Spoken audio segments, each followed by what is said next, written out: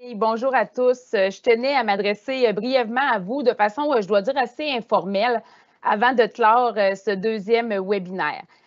Comme c'est souvent le cas en fin de colloque, je pense d'abord que des remerciements s'imposent. Je tiens entre autres à souligner le travail de l'équipe, le travail effectué par les équipes du ministère, puis aussi par tous nos partenaires qui se sont investis dans l'organisation de l'événement, c'est-à-dire l'Association de sécurité civile du Québec, le CRAIM, RÉCO Québec et évidemment tous les présentateurs qui ont participé. Encore cette année, on a eu droit à des présentations de grande qualité et j'espère que vous quittez l'événement d'aujourd'hui avec une boîte à outils plus remplie et des nouvelles connaissances. J'aimerais peut-être revenir brièvement sur les petits pépins technologiques qui ont retardé l'ouverture du webinaire hier. Écoutez, trois choses.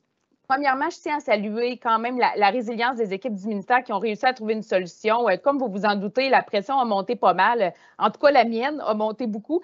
Et vous savez, on n'est pas des spécialistes des événements virtuels. Alors, on est somme toute contents de s'être reviré de bord, comme on dit rapidement, puis que tout soit rentré dans l'ordre.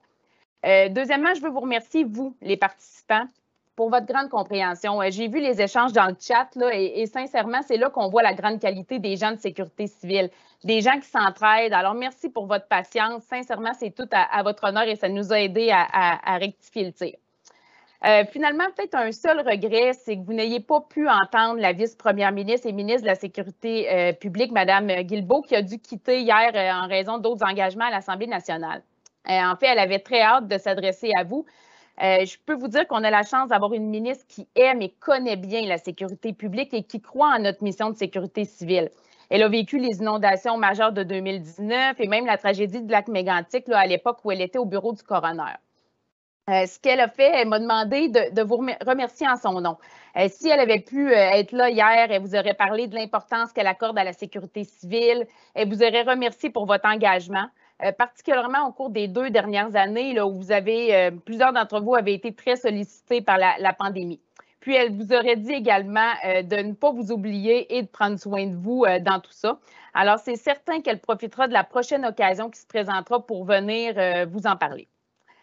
Maintenant, quelques mots peut-être sur le contenu du webinaire. Je pense qu'on n'aurait pas pu choisir un thème plus d'actualité que la sécurité civile face au changement.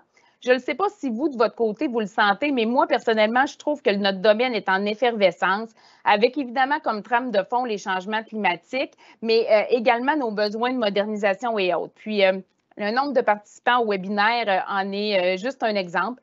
Il y a clairement un intérêt grandissant pour la sécurité civile, une volonté d'être mieux préparé au sinistre, de développer les connaissances et autres. Puis, cette mobilisation-là, on la sent également sur le terrain. Il y a la création de nouveaux partenariats, il y a plein d'initiatives les plus intéressantes les unes que les autres qui émergent. Du côté du ministère, ça bouge aussi énormément. J'aime pas ça de nommer des dossiers, je pense toujours qu'on va en oublier, mais je vais vous en donner quand même quelques exemples. Il y a les travaux, évidemment, majeurs entourant la loi sur la sécurité civile. On réfléchit présentement à la sécurité civile de demain, finalement. Alors, c'est un chantier majeur. On a des travaux de modernisation du Centre des opérations gouvernementales pour mieux voir venir, mieux vous appuyer dans vos fonctions collectivement. On a une réflexion sur les centres 911 de prochaine génération. Vous avez vu d'ailleurs une présentation qui portait un peu sur le sujet. Il y a la modernisation des services offerts aux sinistrés avec une prestation électronique de services. On a l'évolution en sécurité incendie, puis on sait que c'est intimement lié à la sécurité civile. Puis, on a également des nouveaux projets d'acquisition de connaissances avec le milieu universitaire de la recherche, puis plein de projets en prévention dans les municipalités pour accroître la résilience au sinistre. Bref, j'en passe, les chantiers sont nombreux et j'en profite d'ailleurs pour vous remercier à nouveau pour votre implication dans ceux-ci. Vous savez, dans des dossiers majeurs comme ça, on ne peut pas réfléchir tout seul dans notre coin. On veut le faire avec vous, qui avez des expertises, des expériences terrain, des besoins qui alimentent nos réflexions puis nos travaux. J'aurai assurément l'occasion de vous en reparler plus en détail lors d'un prochain événement. Peut-être d'ailleurs quelques mots sur ce qui s'en vient. D'abord, je vous invite à suivre les actualités au cours des prochaines semaines puisque l'appel de candidature du Mérite québécois de la sécurité civile sera lancé. Il couvrira les réalisations des années 2019, 2020 et 2021 puisque ça fait un petit bout qu'on en a fait. Pour ceux qui ne connaissent pas le mérite, il vise à rendre hommage aux personnes et aux organisations qui se sont démarquées de manière exceptionnelle pour leur engagement soutenu en sécurité civile. On espère, si tout va bien, annoncer les gagnants lors du prochain colloque en personne. Je l'espère qu'il devrait se tenir à la mi-octobre prochain au Centre des congrès de Québec. On se croise vraiment les doigts pour pouvoir le tenir. Ça sera le 20e anniversaire, si je ne me trompe pas, de l'événement. Finalement, et sans surprise, les prochaines semaines vont être consacrées de notre côté à la préparation à la saison des inondations. Particulièrement pour les municipalités, on va avoir des communications avec vous, on va partager certains outils. Puis, je vous informe également qu'il y a un sondage qui est à venir sur justement votre connaissance de ces outils-là.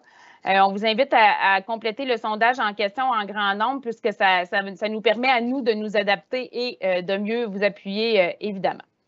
Donc, sur ça, je ne vous retiens pas plus longtemps. J'espère vous revoir prochainement et possiblement, comme je viens de le mentionner, au colloque à l'automne prochain. Et d'ici là, merci pour votre appui et merci pour votre travail et je vous souhaite une excellente journée.